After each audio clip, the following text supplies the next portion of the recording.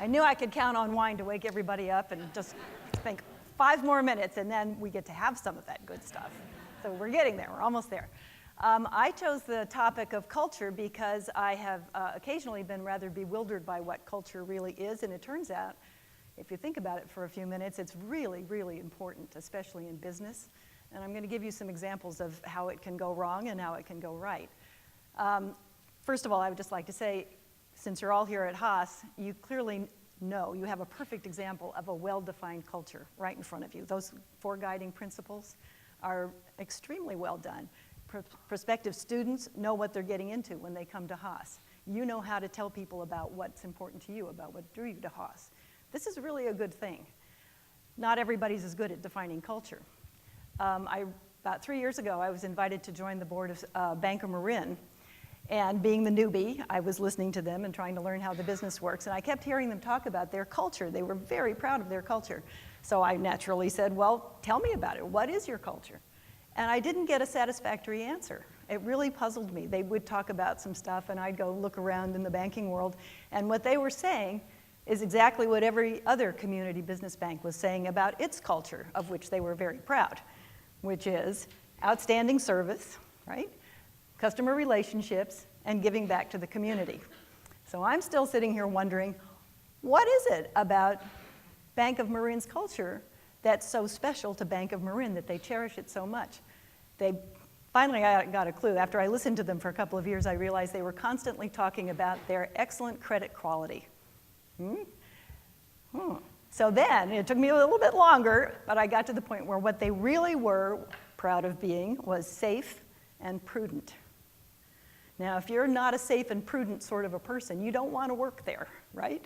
So it's a really good thing to know. Another example, Silicon Valley Bank.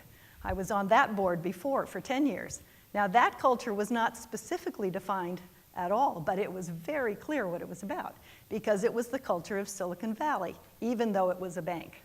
This is a bank that funded entrepreneurs and worked closely with venture capitalists.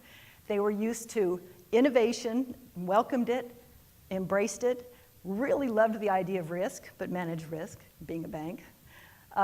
Fast-paced, no lazy people there, lots of high energy. It was very, very clear what the culture was.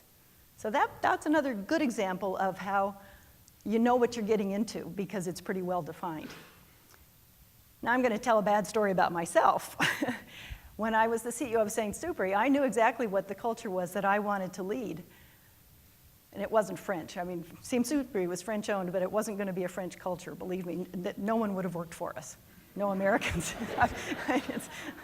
The French, God bless them, are generally speaking very hierarchical and really kind of like people to stay in boxes and have org charts and things like that. And that's not the kind of company I wanted to run. But I never wrote it down. I was never explicit about the culture, which I had actually learned about in the wild and crazy early days of Domaine Chandon, which was really fun. It was very much like a Silicon Valley Bank startup, but not in tech. And that was an atmosphere that I really enjoyed, and so I wanted to share that with other people and give them the same opportunity to just try to do stuff, see what they were capable of. So, but I never really was that explicit about it. I modeled the behavior, but I didn't write it down anywhere.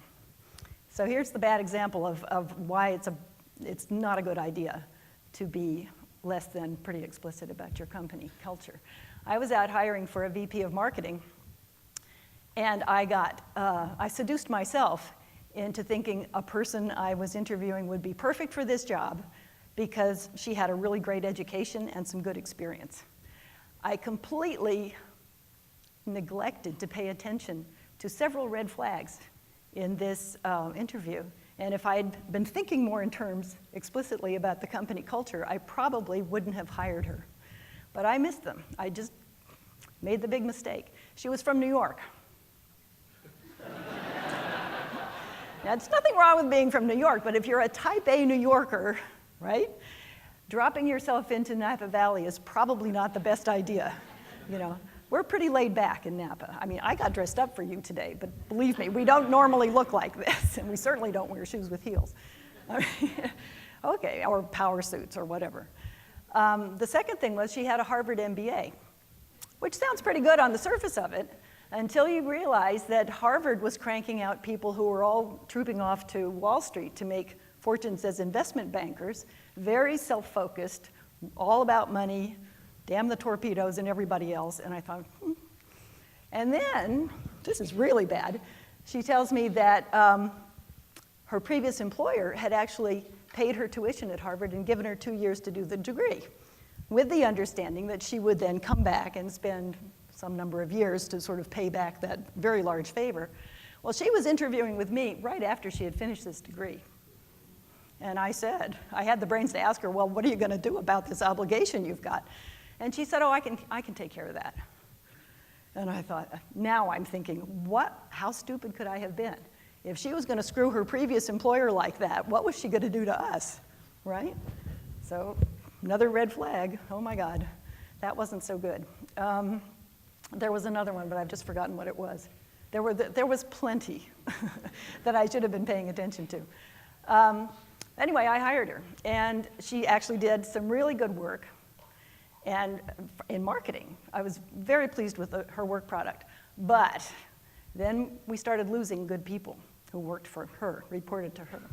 And one of them, after the fact, came and told me that she was treating everybody below her level like indentured servants at best, and without any respect at all. And it was just so antithetical to the culture we had of sharing and trust and openness and giving people opportunities.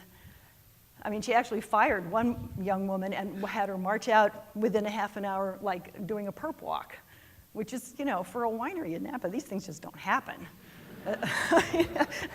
We're just not that bad, okay? So once I heard what was going on with that, I just said, oh man, this woman is toxic to our organization. She's got to go. So no matter how good she was absolutely the wrong person for our organization. So I sent her away. I think she's probably still puzzled about why, just didn't get it, which is kind of a sad comment, I think. So think about this if you ever get a chance to hire anybody. It's really important, or if you're applying for a job somewhere or starting up a company and looking for a team, you really have to understand what your culture is, because the people who work with you have to fit into that mold or it's not going to work.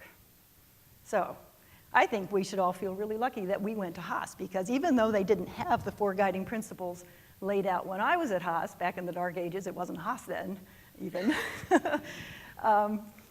still, you know, I would never have thought twice, as I did then, about maybe going to Harvard, because they did the case study method, and Berkeley was a very quant school at the time, and case studies just sounded so great to me, okay? But if Haas had had the 4 guiding principles out there at that point, there would have never been any interest at all in going to Harvard, because it just sounded so good. Those 4 guiding principles are great. And me, I'm a student forever, always learning. Thank you.